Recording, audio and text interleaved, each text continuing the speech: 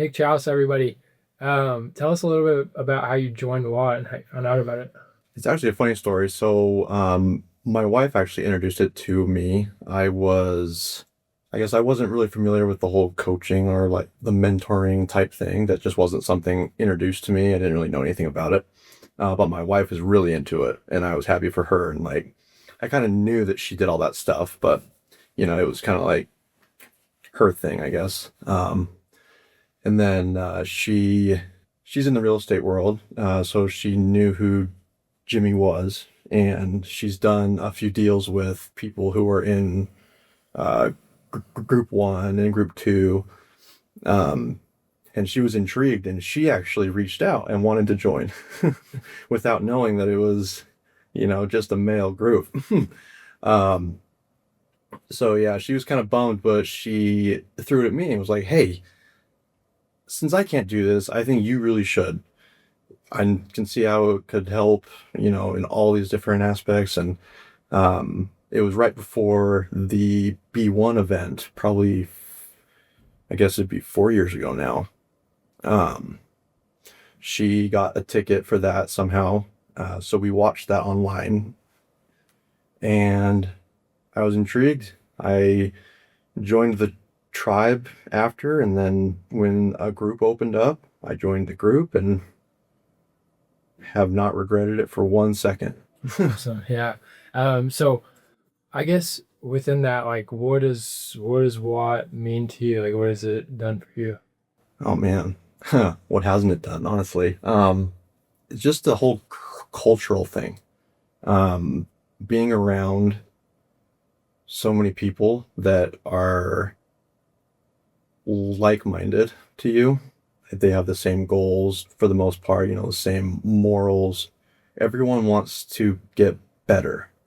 I feel like that's something that a lot of us aren't around in our everyday life. We go to work and, there's always those people who just hate their job. They hate everybody. And if you're around that a lot, it kind of brings you down. So being a part of this group where everybody just wants to get better, they want to progress, they want to, advance their lives. It's intoxicating, Yeah. honestly. Like it rubs off on you and you just can't get enough of it. And it's just, yeah, it's amazing. I think a big thing in the group is that a lot of people they take responsibility for their own life instead of life happening to them. It kind of happens for them. Yeah, for sure. And so you mentioned that you weren't really like in the coaching world and things like that. When would you say like you started your self developmental journey or like started taking responsibility for your life? Um, it took, ooh, it's a tough question. It's like, obviously when we started having kids, it became real. Like it became a thing. Like, okay, this is, this is actual real life. I'm in charge of these other humans. But um, joining Watt is just kind of in a different way. It just opens up so many different avenues to, I guess, find those things that you needed to improve on. A lot of it you didn't really even know existed. Yeah, absolutely. So I think in a lot of that too, people come into WOT with like masks too. So I don't know if you were on the call about like the masks that we talked about. It's like the Joker, the nice guy, the tough guy, intellectual victim, or the lone wolf. Which ones of those would you say that you like take took on the most? I can't remember what like the exact name of it was, but it was like I'd say more on like the shy side. Like I've had a hard time approaching people, and like, so I've always relied on having things Mm, to start conversations. yeah. I realized, um, and I haven't thought about this for a while, actually. I need to rekindle this. I might have fallen into some bad habits again. Um, but yeah, I used to like, um, if I could have anything flashy on or whatever, like I'd use that as an icebreaker. Yeah. I wouldn't, yeah, it was always hard for me to approach someone and just like start a conversation. Yeah, so they call that the isolator mask. It's Okay. like, Yeah. or the lone wolf. It's kind of like Right. the Right. Right. two with that. And so it's kind of like what you would draw from like conversations, stuff like that, or it's like, like you said, putting on that mask of like having like flashy things or something to be able to start that conversation. And they say the fear underneath that is like actually being truly seen in that. So it kind of leads me into my next question. We've had conversations previously of like, I think the reason a lot of men join We Are Today, which is that they need a group of people. They need a tribe, they need a group of friends and everything. And you've expressed previously that, like growing up and everything, friends weren't really like a problem. It's kind of like you have a group and everything Mhm. like that. You have great support and everything. One thing that I would ask is like, for you, what's the difference between like a friend and somebody that you consider a brother? Hmm. Interesting. Um, I feel like friend is a very loose term. I could be friends with anybody. I feel like, you can, after you meet someone, you can kind of adjust, your tone or your, how you act or whatever to kind of appease them. It's easy to be someone's friend. But I feel like a brother is really someone who you can just count on. Like, who can you call at any time of the day or night and like have complete confidence that they can help you? Or, if you're in a very low spot, since all of us are men, if we're struggling with something, we just kind of keep it, you Yeah. know. But, who is someone that you can call and just be like, dude, I need help with this.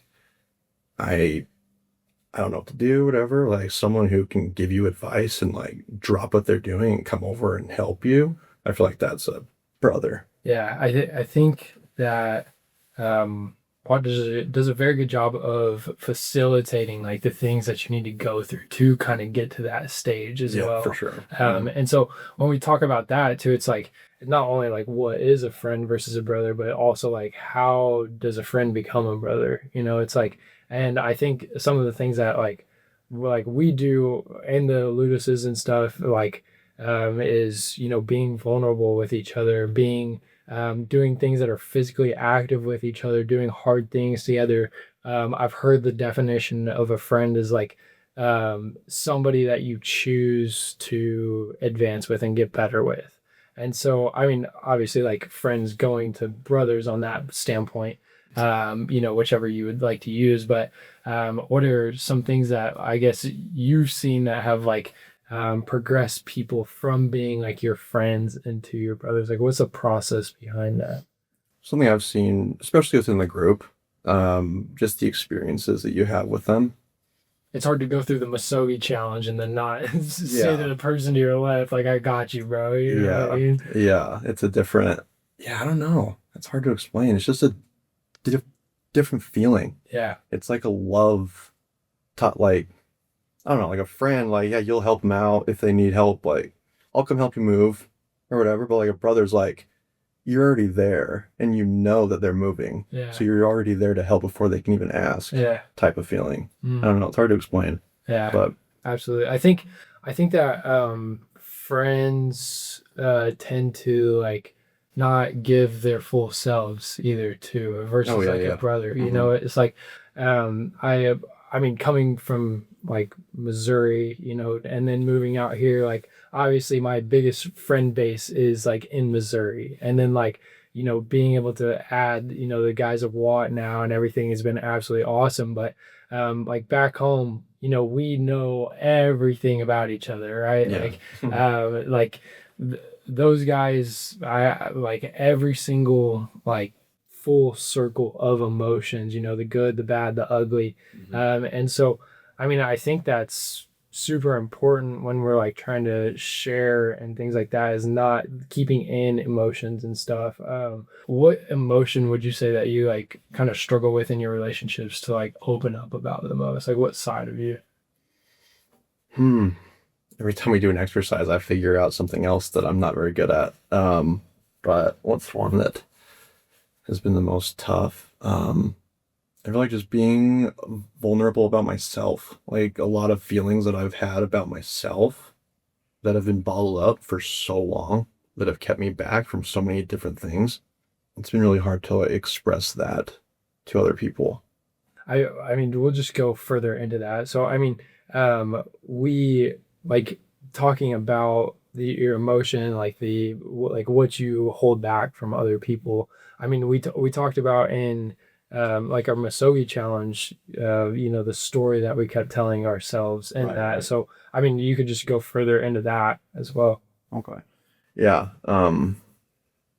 Yeah, that was quite the experience going through that. But yeah, the story that I told myself was kind of related. There was a few of them. One of them was, since I was a kid, obviously I've struggled with a stutter, like how I talk, and that's like held me back from, I countless. Like I don't even like to think about it because it's just so many opportunities that I guarantee you I've missed out on just because I've avoided it. Mm. I don't want to go talk to someone. I don't want to speak at this. I don't want to do this. I didn't want to come here and do this with you. I hate this stuff. But this is what this group kind of gets you to do. It gets you to just go at all these things head on, and it kind of gets you to realize like they're not that bad, which has been awesome. But so yeah, that was one of those stories that I would always tell myself like they will think I'm weird, or they think I'm not educated, or whatever. They'll have some type of negative feeling against me after they hear me speak. Hmm.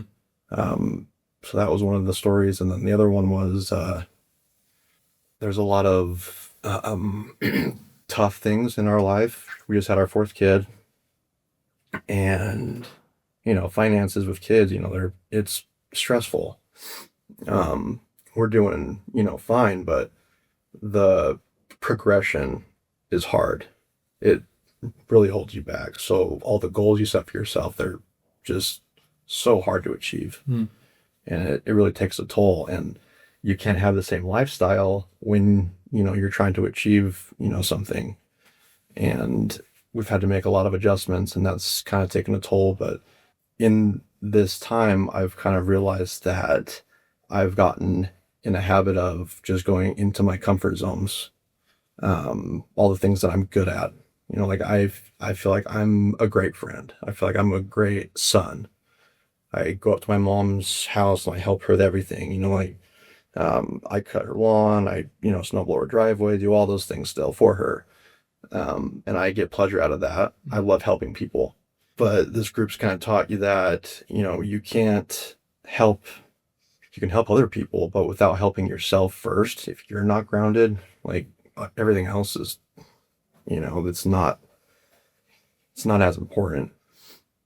So I've been falling into those comfort zones, Mhm. and just I've found myself telling a story to myself that if as long as I'm doing these things, I'm a good guy. Like Yeah. I'm good, Mhm. and kind of just expected all these hard things to just work themselves out, Yeah.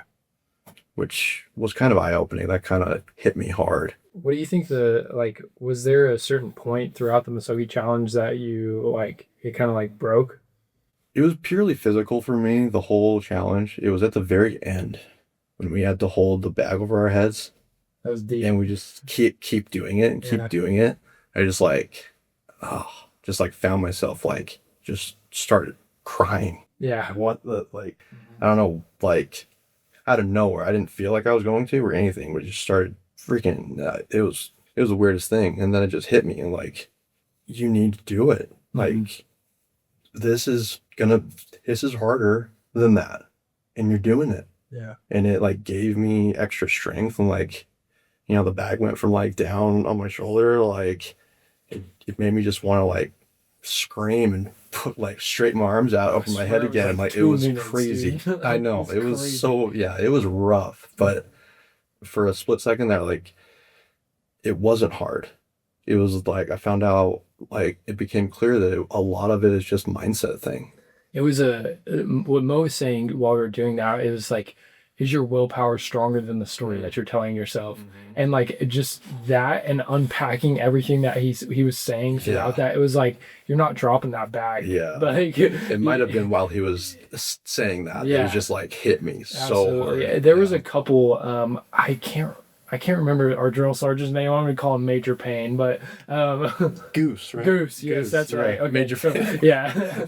So That is a fitting name, yes, he's like screw you like, every time someone tried to talk to him. So Goose, he was while we were I think doing the army crawls or it was something over by the bridge.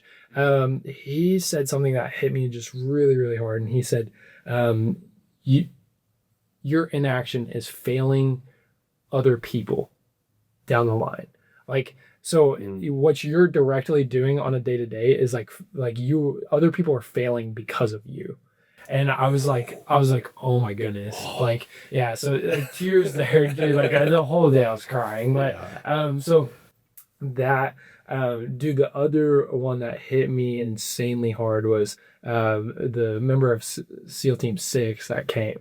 I mean, dude, that guy freaking badass. Like tier 1, like that. He was insane. So 16 years And straight. yeah, dude, crazy. when he was so actually he didn't even tell this part of the story, but he was talking about how he had gotten into a car accident, the whole engine bay sitting on him and everything, and it like he crossed over 6 lanes of traffic through these telephone poles, like and hit that tree at like 60 miles an hour, and he said he had an interaction with God at that point.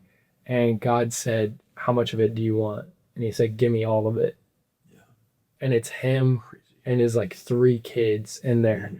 And the other ones didn't leave with a scratch. And he lost both his legs, like died on the table, everything. Yeah. And I was just like goosebumps right now, even just talking about that. Yeah. But just, I think pushing through all of those things and all the emotions that were coming up and everything were insane. And obviously the Misogi is built to be like the most difficult day of your year, so every other day is easier. Right. But as we're sitting there like holding that bag above our head for like 2 minutes forever. Plus it felt like forever. Yeah. It was just like those emotions and everything, like everything that we had done that whole day was just like coming up, and just like how much effort we gave throughout the day, and like how much effort we weren't giving back home, or like what areas of our life that we weren't showing up in, and so it's like with all that it's insane, but I don't know if you have anything more on that. No, I mean, you pretty much encompassed it. Like anytime we'd stop and have a break, all of those guys that came talk to us, it's just like, did you see the video? Vora, I can't remember his first name, but the guy who, he showed that video of that. He was only like 19. He had his legs and his arms blown off. Oh yeah, and he's like, and he was pulling sleds at his gym, like on it, like it was just. It's David Vibora. Yeah. And David, right. I'll read what he said as well. Okay. Yeah, that was so good. You do not have unlimited time. Your death will not arrive with warning music or a clean ending. It will show up on a random day, surrounded by unfinished plans, unread messages, and things you swore you would get to later. And when it happens, the world will not pause. The sun will rise, people will laugh, traffic will move. Life will keep going without you. This is not meant to scare you. It is meant to wake you up. Because one day becomes Sunday faster than you think. Comfort quietly steals years. Hesitation feels harmless until you realize it ate your best chances. Most people do not fail because they were incapable. They fail because they assume they had time. You do not. Say the thing, take the risk, train harder, love louder, chase what matters with urgency, not convenience. Live in a way that makes the ordinary days count, because that is exactly where it all ends. You do not get a rehearsal. You get now. Use it. By David Bobera. I can't pronounce his last name, but that is deep. It is. That's throughout the whole day. I mean, like just those and everybody like going into that. I want to pivot a little bit here. Um, so if you had to choose one of out of these three, you can't have the other three, or the other two. Would you choose to be respected, loved, or feared? I do have respected. Why? So I don't want to be feared. That just sounds it's not very inviting. I don't want people to be like scared to approach me, you know. Loved, I was going back and forth between loved and respected in my mind. But I feel like respect is a form of love Mm. in a way to me. We've had this conversation with I've had similar conversations with my wife about this actually. Just about all this educational stuff that we've been learning about the, feminine and the masculine, and um how for men a lot of it is respect. Like all we want is to be respected in our homes. And in the conversations that we've had around that, I've kind of found that respect encompasses so many things. It's trust, it's love, it's, just, yeah, I don't know, it's hard to explain.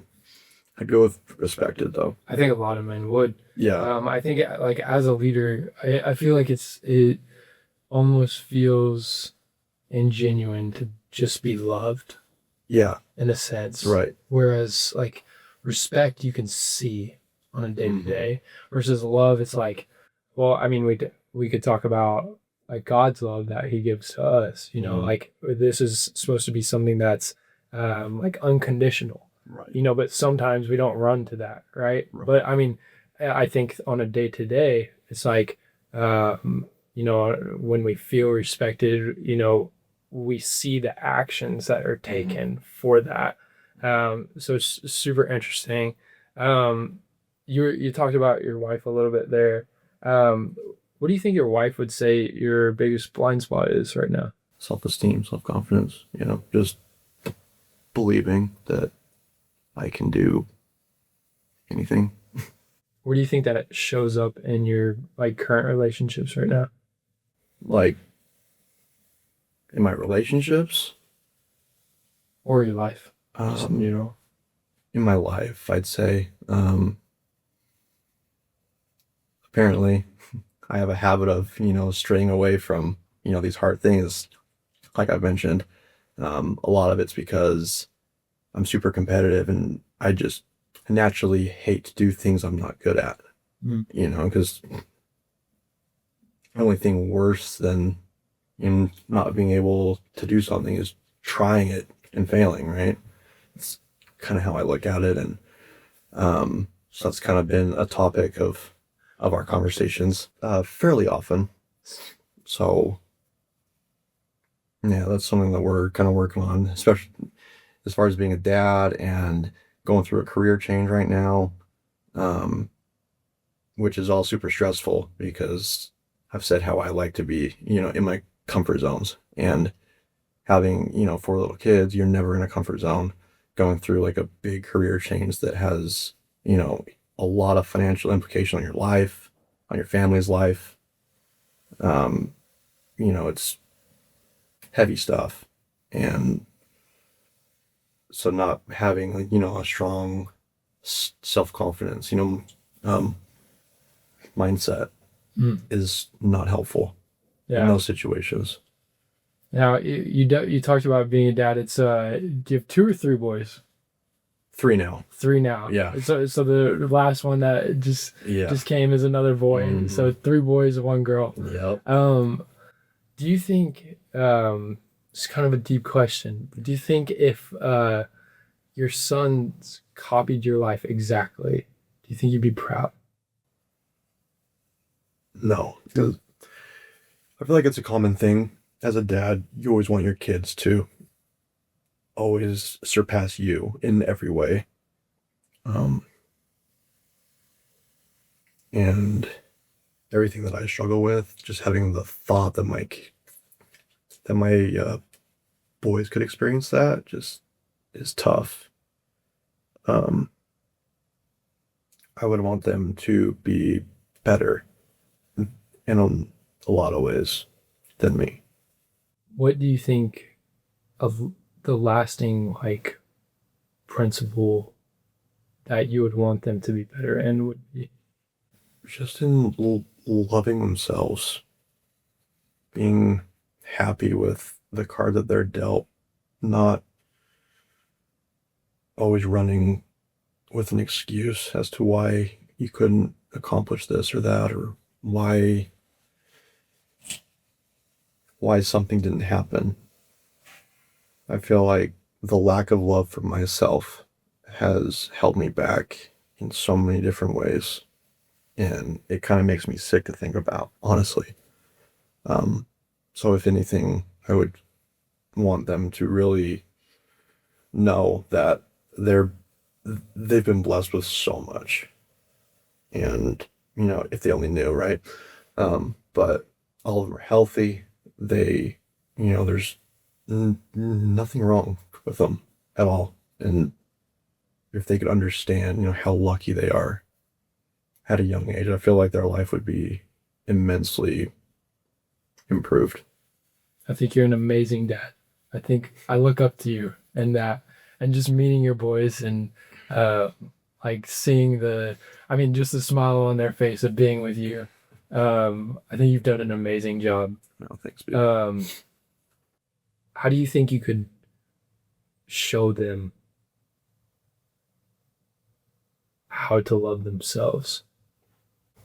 This might be the next thing that I'll be studying up on.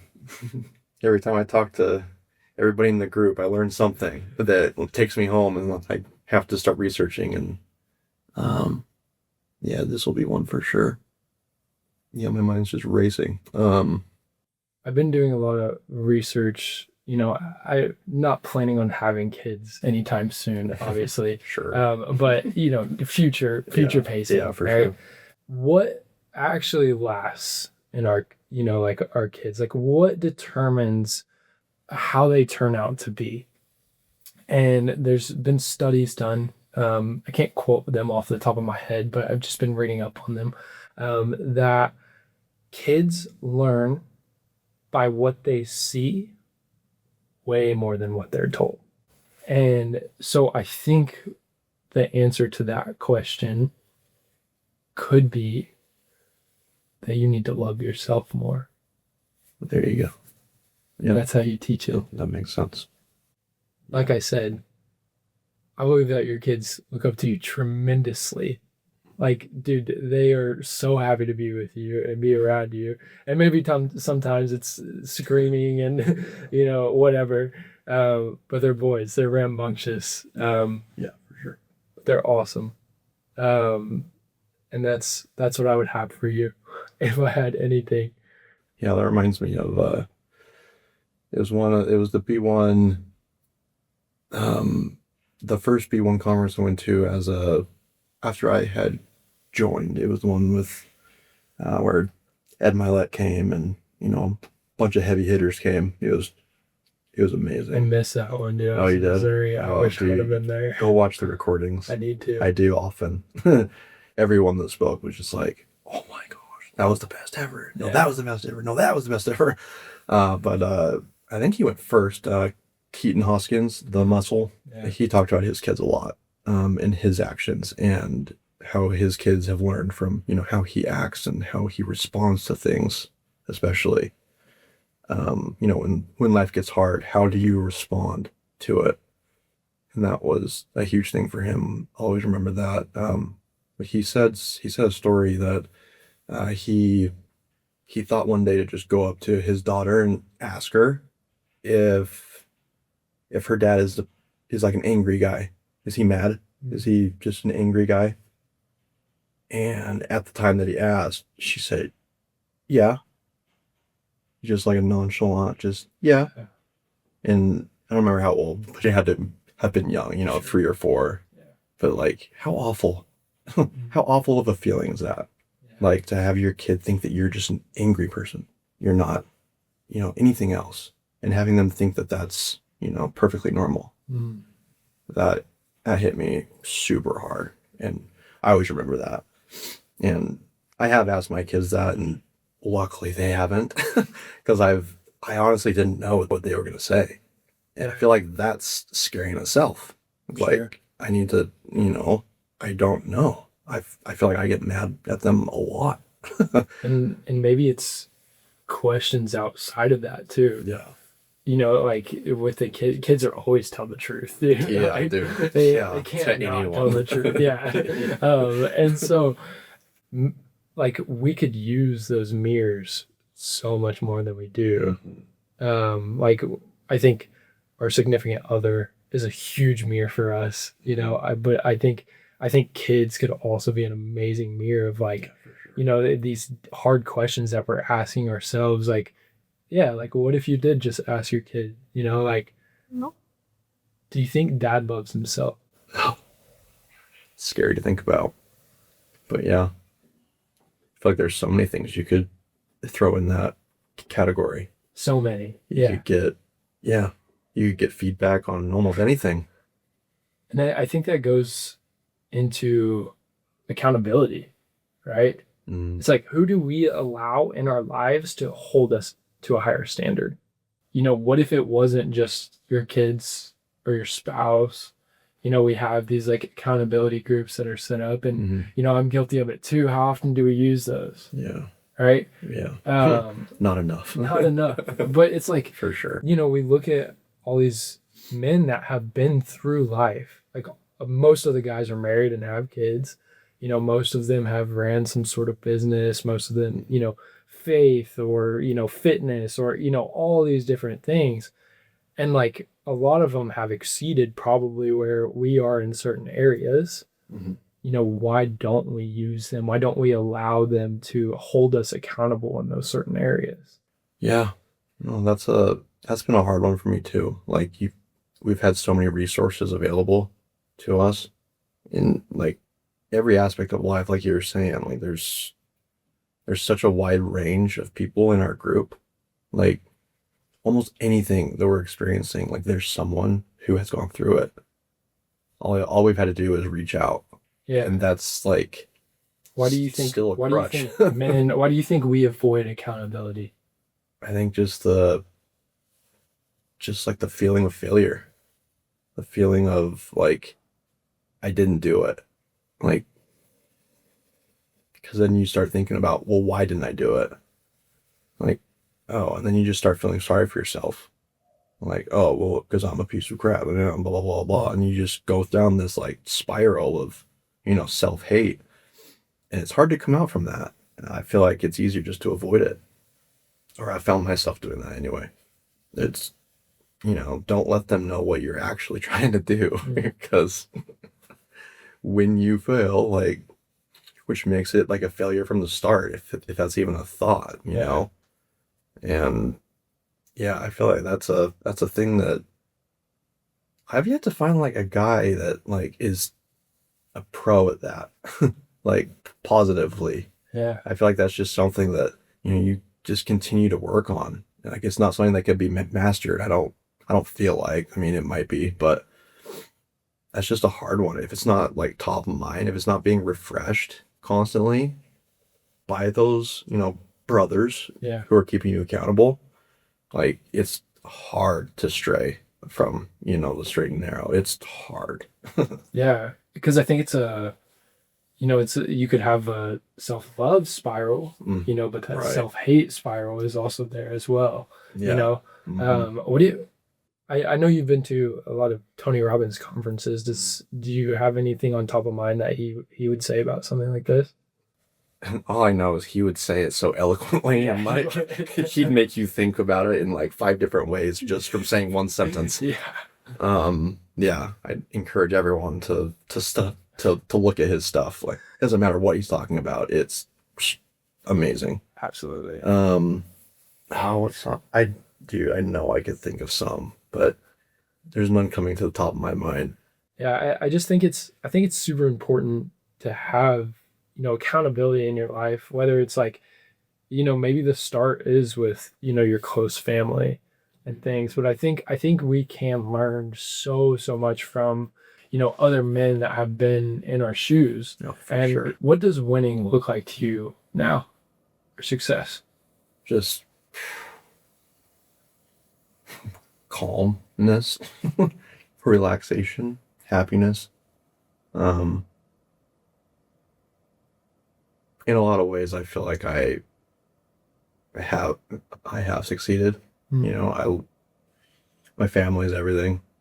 I feel like since I have them, I've already succeeded. But to pile on top of that, I feel like, yeah, just a sense of calm, joy, overwhelming.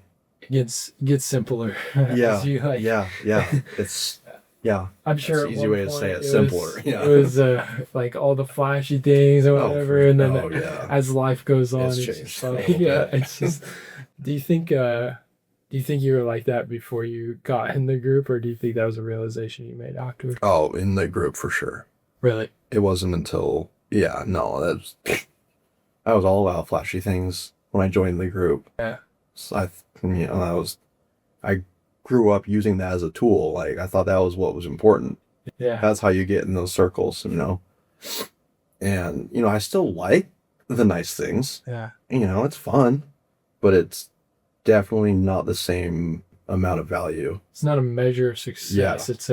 It's like, yeah, I actually do just want that. Right. Yeah, exactly. Like I like watches. Yeah. Like that's just a thing. I like shoes. That's Yeah. just a thing. No, but like in this group, like you see that the people who have all that stuff are the ones who you would never think had it. You see that so often, and I'm sure a lot of people say that, but it's true.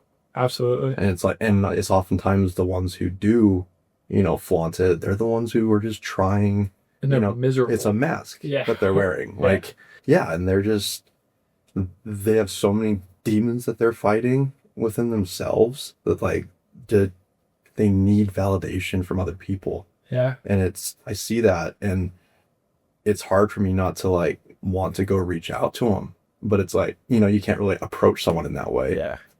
But it's easier to notice now that you understand what's actually important in your life.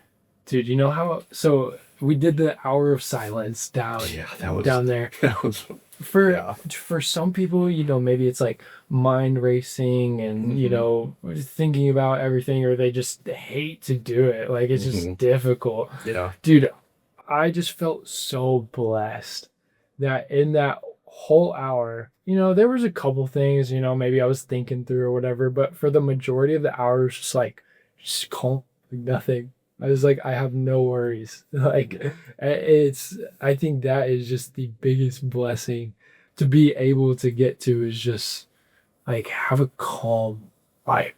I love that answer. Yeah. Last question. Ask everybody this. If you were to go back to your 20-year-old self, what piece of advice would you give him? Find this guy named Chance and do everything he's doing. Oh my goodness. At a 28-year-old dude, I was just getting home from my mission. And, one piece of advice. Phrase. Man. Nothing is hard enough. Nothing will be hard enough to take you out. Just keep going. Mm. Anything you experience comes and goes. I've learned that, especially since being in the group. Anyway, hardships, they come and go. Easy ones, hard ones where you think your life is over. I haven't had suicidal thoughts or anything, but if I had, I've probably gotten close a couple times, sure. But they pass. It's how, just keep going. I feel like I wasted a lot of time dwelling on, the negatives of the hardships I've experienced. And we look back at them, and it was yeah, it wasn't that bad. I went through that. I was actually listening to a Chris Williamson podcast yesterday. Okay. And it was with somebody that got divorced, and he was in the time I was what's going to happen to the kids, and how are we going to split the my life. So why is she being like this or whatever? And then now I look back, it's I'm divorced and we split custody. Like that, that's as simple as it is. Yeah. Like, Yeah, that's like all I can think of. Like if I were to tell my uh giving advice, just like everything that's hard, like it comes and goes. It just treat it as such. yeah, Like it's not, you know, I love that. you don't suffer. You're not gonna have any health problems up to this point. Like you're fine. Breathe. Breathe. It's Take a yeah, deep breath. yeah, Everything will be fine. yeah. I love it. Mhm. Nick Chaus, ladies and gentlemen. Thank you, brother. I love you. This was awesome, and thank you for coming on. Oh, thanks for having me. This is a first. This is what this group does. Gets you to do hard, weird things that you would never imagine doing. So, That's it. Thank you, brother. yep, thank you.